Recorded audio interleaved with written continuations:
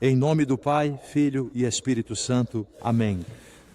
Vocês ouviram esta bela parábola de nosso Senhor Jesus Cristo, que podemos dizer, resume todos os planos de amor de Deus para a nossa salvação, para a nossa santificação.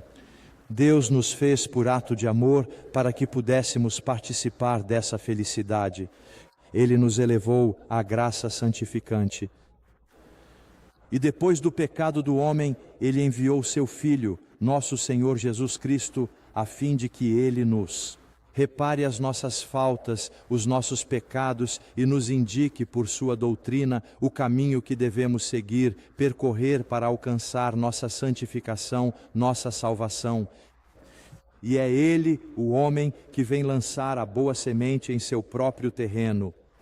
A boa semente é a palavra divina que, sem obstáculos, frutifica na alma. Sua palavra nos leva à prática das virtudes, ao combate contra nós mesmos, tendências desordenadas, ao amor de Deus e do próximo, ao espírito de sacrifício, a ver a vida terrena como um combate para a vida futura. Esta palavra divina está sintetizada no Sermão da Montanha e nas Beatitudes. É como um código que deve nos guiar por toda a vida, nos proteger e iluminar todos os nossos atos para que possamos alcançar a única coisa essencial, nossa santificação, a salvação de nossa alma. Contudo, o Evangelho nos diz: eis que o inimigo de nosso Senhor, vem semear no campo. No meio do trigo, o joio, quem é este inimigo? É, claro, Satanás, o demônio, um anjo decaído que, por ódio a Deus, tenta destruir os planos de amor de Deus e ataca a criatura racional, ou seja, os homens chamados por Deus para tomar no céu o lugar dos anjos decaídos. Ele é invejoso, ele odeia a Deus, ele nos odeia. E então ele semeia a discórdia, o joio. O joio é uma espécie de planta tóxica. Jesus emprega esta parábola, pois Satanás propaga o erro e a heresia. Ele ataca, antes de tudo, as nossas almas. Ele age em nossa imaginação, nos impele ao bem aparente. E provoca em nós uma certa embriaguez com suas sugestões para nos enganar. Ele nos faz enxergar esses bens materiais como algo que poderia verdadeiramente preencher coração, alma. Nos mostra isso como sendo o caminho da felicidade genuína.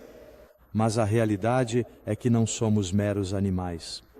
Possuímos também alma espiritual, feita à imagem de Deus e necessitada dele, criada para ele, para as realidades sobrenaturais e eternas. Satanás induziu nossos primeiros pais, Adão e Eva, ao orgulho. A nós, ele nos impulsiona ao desregramento das nossas tendências desordenadas para nos envolver, nos acorrentar aos bens aparentes desta terra e nos levar a perder a Deus. Sim, Satanás semeia o joio em nossa alma, mas também na igreja, pois a palavra de nosso Senhor Jesus Cristo, nos dada, destina-se a guiar os homens à santidade e também gerar uma civilização cristã, como historicamente ocorreu. O cristão não pode apenas edificar o reino de Deus na alma. Ele quer que a sociedade inteira seja cristã. E isso foi realizado após as perseguições, já sob o imperador Teodósio e depois com a cristandade da Idade Média. O Papa Leão XIII nos narra um tempo em que os princípios do Evangelho regiam as nações. Estes são os frutos da palavra divina que gera a verdadeira civilização, a cristã, produzindo frutos e santidades extraordinárias. E Satanás, obviamente, ataca a produção social da divina palavra. Ele ataca a sociedade cristã. Ele ataca a igreja, cujo objetivo é estabelecer o reino de Deus, não só nas almas e famílias, mas também na cidade. E como atacou historicamente? Primeiro, as perseguições judaicas que buscaram destruir a igreja nascente. Depois, as perseguições dos imperadores romanos. 10 ondas de perseguição geraram centenas de milhares de mártires. Porém, a igreja floresceria. O sangue dos mártires é semente de cristãos e eles mereceram a conversão do império pagão ao cristianismo. E então o demônio semeia o erro, a heresia, as heresias que tentam corromper a doutrina cristã. E a igreja, irá combater ao longo de sua história contra todas essas heresias, esses erros, até o ataque final, podemos dizer. Os falsos princípios que tentam construir uma sociedade não mais sobre os princípios do Evangelho, mas sobre o homem. Princípios elaborados nas seitas maçônicas que triunfaram na Revolução Francesa e hoje a base das constituições modernas em toda a Europa que antes era cristã. Qual é a sua finalidade? A finalidade do demônio e dos seus apoiantes é estabelecer uma nova ordem mundial anticristã. Estes são os frutos desse joio que Satanás espalha pelo campo. E então vocês veem como o Evangelho continua. O servo então se apercebe de que no campo não apenas a boa semente cresce, embora o Senhor tenha semeado só boa semente, há também o joio. E ele questiona se é preciso arrancar o joio. E a resposta do mestre do campo pode soar um tanto surpreendente. Deixai crescer juntos um e outro até a época da colheita. E no tempo da ceifa direi aos ceifeiros: ajuntai primeiro o joio e atai-o em molhos para ser queimado. Quanto ao trigo, recolhei-o no meu celeiro. Sim, Deus permite que o joio possa se desenvolver em seu campo, para que ela possa se desenvolver, mas por quê? Podemos nos perguntar. Poderíamos ter a mesma reação do servo do Senhor. Aqui podemos pensar nos anjos que legitimamente puderam questionar ao Senhor: por que o mal existe? Por qual razão Satanás é deixado com tanta liberdade para espalhar suas heresias e erros a fim de levar as pessoas ao mal e ao pecado? E hoje atravessamos este terrível período. Podemos afirmar que as sementes do joio estão produzindo seus últimos frutos nefastos. Esta erva daninha foi lançada até mesmo dentro da igreja, onde se ensinam doutrinas contrárias à doutrina revelada. Ensina-se nova moral, afirma-se que falsas religiões vêm de Deus. Ataca-se a indissolubilidade matrimonial, permitindo comunhão a divorciados recasados. Por que Deus permite que tudo isso aconteça? Bem, aqui temos essa resposta divinamente inspirada. Por que Deus consente o mal? Deus deseja obter do mal um bem maior. Um bem maior. Satanás é só instrumento de Deus. E qual é esse bem maior?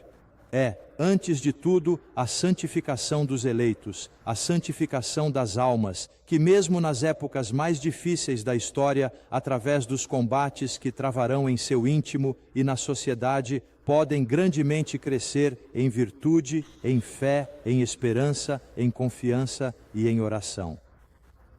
Todas essas virtudes que devemos praticar hoje, nesta época tão terrível. A fé em Deus, que governa a história, e a oração. É preciso saber que podemos alterar o rumo da história, transformando a nós mesmos, usufruindo de cada oportunidade, de cada cenário, para progredir em todas essas virtudes, cujo exemplo nos foi dado por Jesus, nosso modelo divino. Sim, Deus diz aos seus servos, enfim, o Senhor da colheita, Deus diz aos anjos, podemos dizer: deixai-os crescer juntos, um ao outro, para não acontecer de, ao arrancar o joio, arrancarem também a boa semente, pois o joio... O fruto dessa má semente são, claro, os maus. Contudo, esses indivíduos podem se converter e assim se tornarem fiéis a nosso Senhor Jesus Cristo. Pensem em São Paulo, que perseguia os cristãos, que fazia parte justamente da erva daninha que combatia contra a igreja. Ele se converteu e virou grande apóstolo. Portanto, é preciso esperar o julgamento, o fim do mundo. Então, somente nesse momento haverá a separação. Sim, oremos pela conversão dos maus. E eu penso que esta crise terrível que vivemos na sociedade, na igreja, poderá terminar com grandes conversões. São Maximiliano Kolbe, que escreveu muito para alertar contra as seitas secretas, contra a maçonaria, como aliás todos os papas, desde Clemente XII. Pois bem, ele orava, pedia aos membros da milícia da Imaculada que orassem diariamente pela conversão dos maçons. Nós precisamos orar incessantemente pela conversão dos pecadores, pois é através da oração que, indubitavelmente, Deus atuará para reerguer a sociedade cristã e a sua igreja. E a igreja? Talvez conheçam a literatura italiana. Existe um romance muito famoso em italiano, Os Noivos, que apresenta uma trama que se conclui com a conversão do grande vilão. E tudo é transformado, tudo é derrubado. Por quê?